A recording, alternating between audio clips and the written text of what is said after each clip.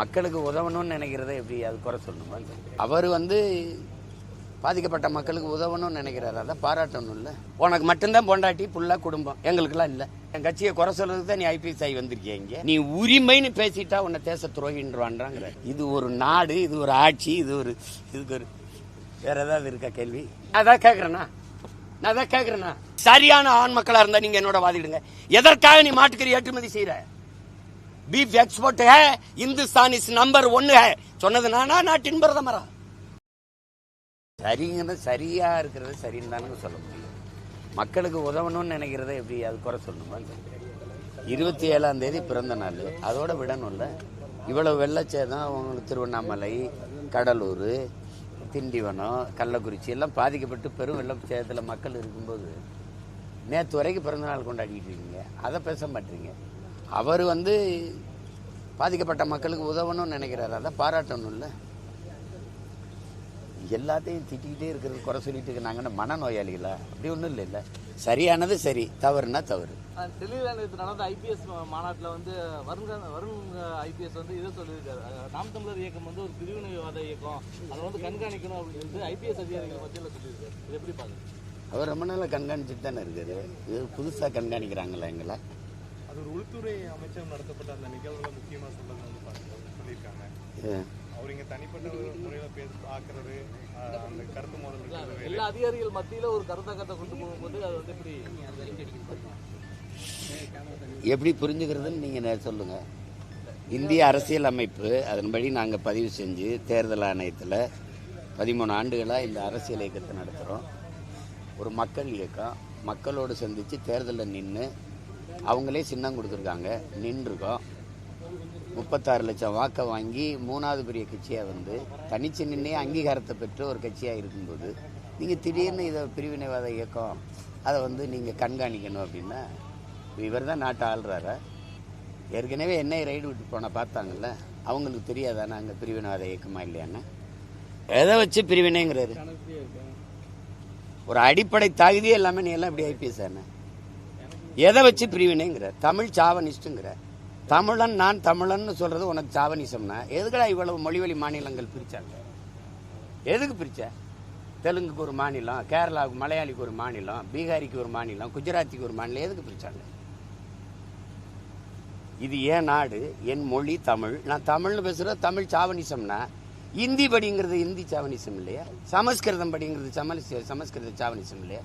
அதை பேச ஒரு தடவை பேசு. நாங்க தமிழர்கள் தமிழர்னு பேசுறதுல உனக்கு சாவனிசம் எப்படி வருது? எப்படி வருது? அப்ப பிரதமர் மோடி உலக மொழிகளின் தொன்மையை தமிழிலிருந்து அறியலாம், உலக மொழிகளின் மூத்த மொழி தமிழ், அது எங்க நாட்டில் இருப்பது பெருமைங்கிறாரு, அது தமிழ் சாவனிசம் தானே? இந்திய மொழிகளின் தொன்மையை தமிழிலிருந்து அறியலாம்ங்கிறாரு, அது தமிழ் சாவனிசம் தானே? முதல்ல உன் தாய்மொழி எது? உன் தாய்மொழி எது? நீ முதல்ல நீ சொல்லு. நீ உண்மையிலே தமிழ் தாய்க்கும் தமிழ் தகப்பனுக்கும் பிறந்திருந்தா தமிழ் சாவனிசம்ங்கிற வார்த்தை நீ உச்சரிப்பியா? நீ என்னது? உனக்கு மட்டும்தான் பொண்டாட்டி புள்ள குடும்பம், எங்களுக்கெல்லாம் இல்லை. என் குடும்பத்தைன்னு ஏன்னா நீ என்னென்ன சேட்டை பண்ணி எங்கள் குடும்பத்தை, என் மனைவியை, எங்கள் குடும்பத்தை, என் தாய் தந்தையரை, எங்கள் கட்சியில் இருக்க பிள்ளைகளெல்லாம், என் தங்கச்சியில் இவ்வளவு இழிவாக பேசுறதுக்கு வழக்கெடுப்பியா? வழக்கெடுப்பியா? சரி, இந்த அதிகாரம், இந்த காய் சட்டில் எத்தனை வருஷம் இருப்ப? எத்தனை வருஷம் இருந்துருவேன்? நீ எத்தனை வருஷம் இருப்ப?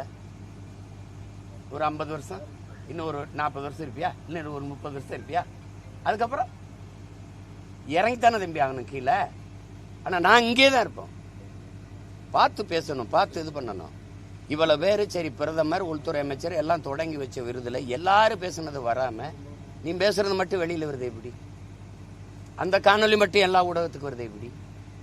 நீ தான் ரகசியம் பாராட்டுறிய? நீ உறுதி பிரமாணம் எடுக்கும்போது இப்படித்தான் எடுத்திய? இதான் உன் வேலையா?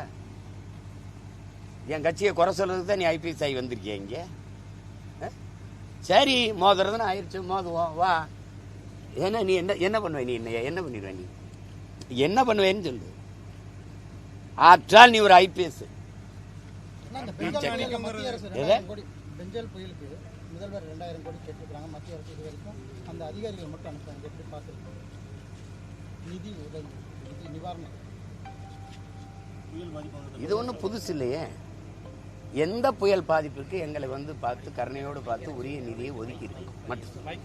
தானே புயல் இல்லை ஓகி புயல் சொல்லுங்க. 200 பேர் 100 பேருக்கு மேற்பட்டவர் நாங்கள் செத்தோம். நான் இது கன்னியாகுமரியில் தத்தளிச்சு நிற்கும் போது நீங்கள் கப்பற்படையை அனுப்பி எங்களை காப்பாற்ற முயற்சிக்கலை. செத்து விழுந்த உடலை எடுத்து மரியாதையை அடக்கம் பண்ணிக்கிறோம்னு சொல்லி என் மக்கள் கேட்கும்போது நீங்கள் உதவலை. தானே புயலில் நீங்கள் வந்தீங்களா? ஓகி புயலுக்கு வந்து உதவுனீங்களா? அதுக்கு உரிய இடர் நீக்க நிதியை கொடுத்தீங்களா? இப்போ இது கொடுத்துட போறீங்க. இது தமிழ்நாடு அரசு தான் முடிவு எடுக்கணும். நீங்கள் அவங்ககிட்ட நயந்து தர முடியாது வரின்னு சொல்ல முடியுமா? முடியாது. எனக்கு போக தான் மிச்சம். உனக்கு மத்திய அரசுக்கு நிதி ஏது? நிதி ஏது சொல். மத்திய அரசுன்னு ஒன்று இருக்குல்ல, இந்திய ஒன்றிய ஆட்சியாளர்களுக்கு நிதி ஏது? நாங்கள் கொடுக்குறது தானே. மாநிலங்களின் நிதி தானே உங்கள் நிதி. வேற உங்களுக்கு ஏதாவது காசு இருக்கா? வருவாய் பெருக்கத்துக்கு எதுவும் தொழில் வச்சிருக்கீங்களா? ஒன்றும் கிடையாது. நீங்கள் கட்டுற வரி, நான் கட்டுற வரி, இவர் கட்டுற வரி. நீங்கள் நீட்டி இருக்கிற இந்த ஒளி வாங்கிக்கு ஒரு வரி இருக்கு, நான் போட்டிருக்க இந்த சட்டைக்கு ஒரு வரி இருக்கு. இந்த வரியை எடுத்து எடுத்து வச்சுக்கிட்டு பேரிடர் காலங்களில் கூட எங்களுக்கு உதவலைன்னா அந்த பணம் எதுக்கு? ஆனால் எங்களுக்கு நாட்டுப்பற்று இருந்துடணும், தேசப்பற்று இருந்துடணும். இந்த கேள்வியை நாங்கள் கேட்டோன்னு வச்சுங்க, தேச துரோகி ஆயிடுவேன், ஆன்டி இண்டியன் அப்பத்தா இண்டியன்லாம் ஆயிடுவேன். ஆனால் நான் கேள்வியே கேட்கக்கூடாது. எப்படி இருக்கு பாருங்க. இன்னைக்கு நான் பேசுறது, அன்னைக்கே எங்க தாத்தா தெய்வ திருமணம் முத்துராமலிங்க சொல்றார், நீ ஊமையா இருக்கிற வரை உன்னை தேசியவாதி ஜனநாயகவாதின்னு சொல்லுவான், நீ உரிமைன்னு பேசிட்டா உன்னை தேச துரோகின்றான்றாங்கிற. அதானே இப்ப நடக்குது. இது என் உரிமையா இல்லையா? நான் வரி கட்டினேன், நீ வச்சிருந்த.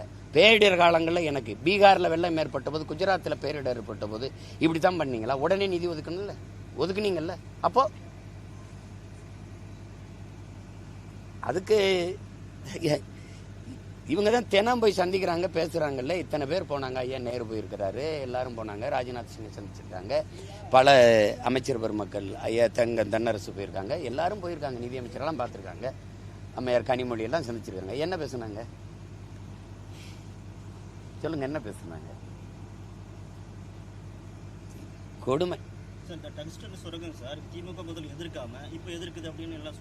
நாடகம் தெரியுதுல்ல, நாடகம். இதை கொண்டு வர சொன்னது யார்?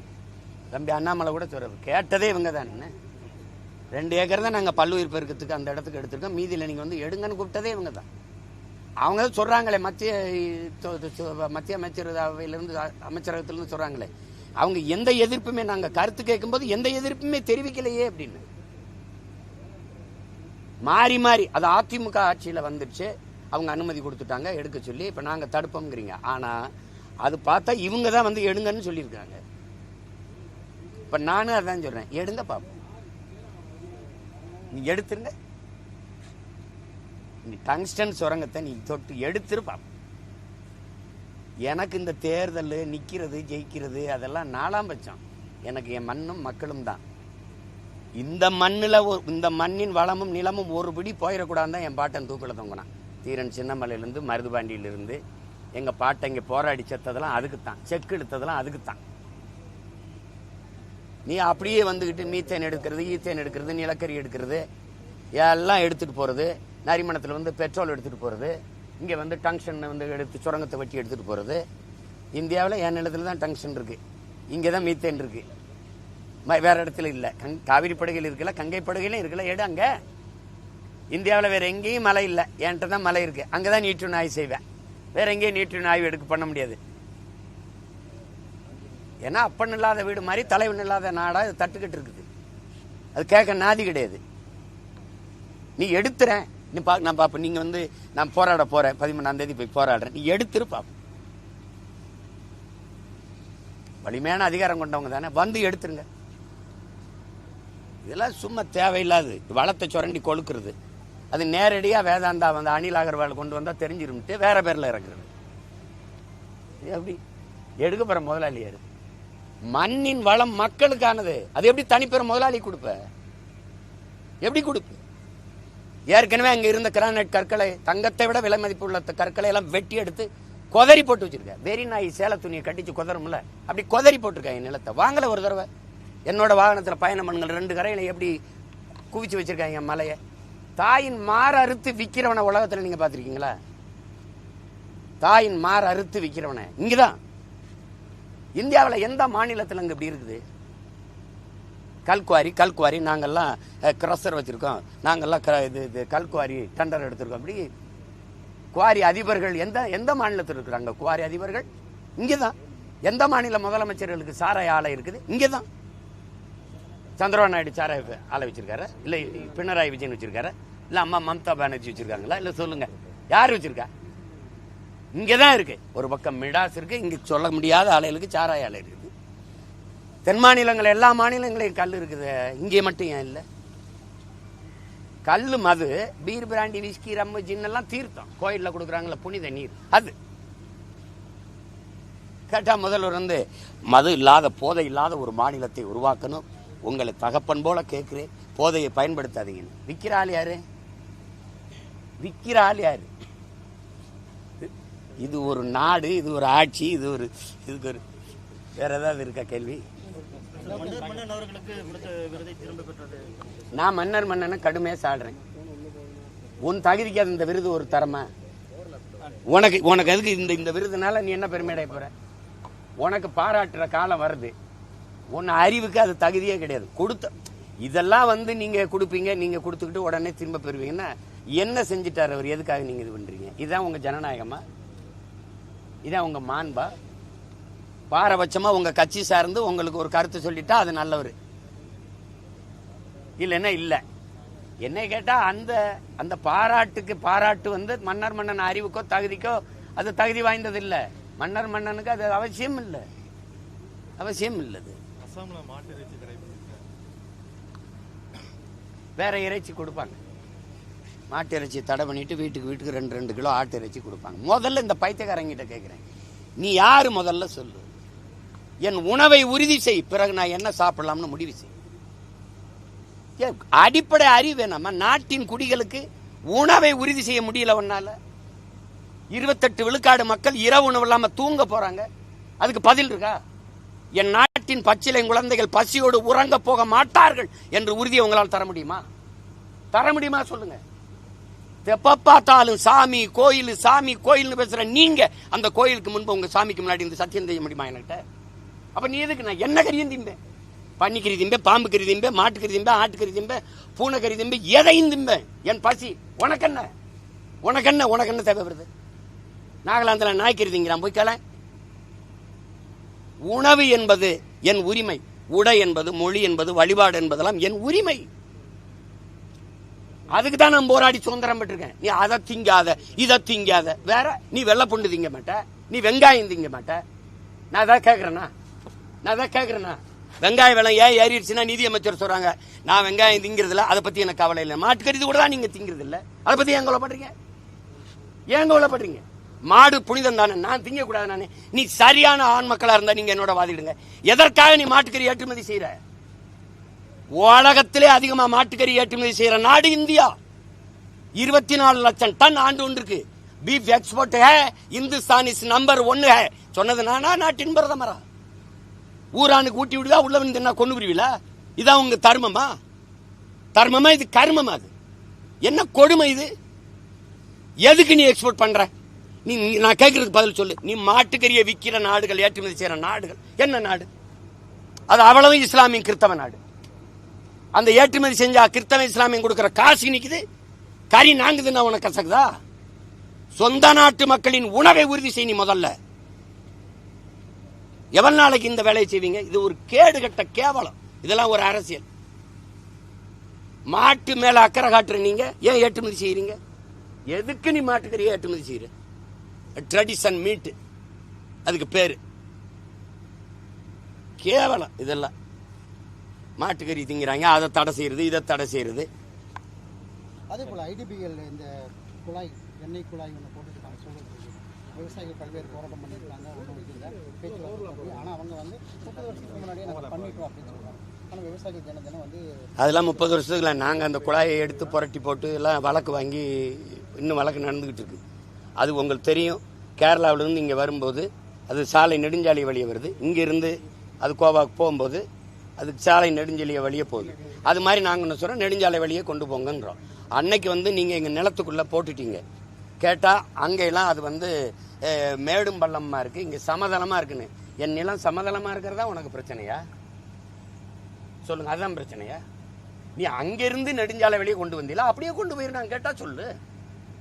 நீ விளைநிலத்துக்குள்ள நீ கொண்டு போற, இங்க கீழே எரிவாயு போகுது, மேல உயர் அழுத்த மின்கோபுரம் போகுது. நான் என்னன்னு விவசாயம் பண்றது?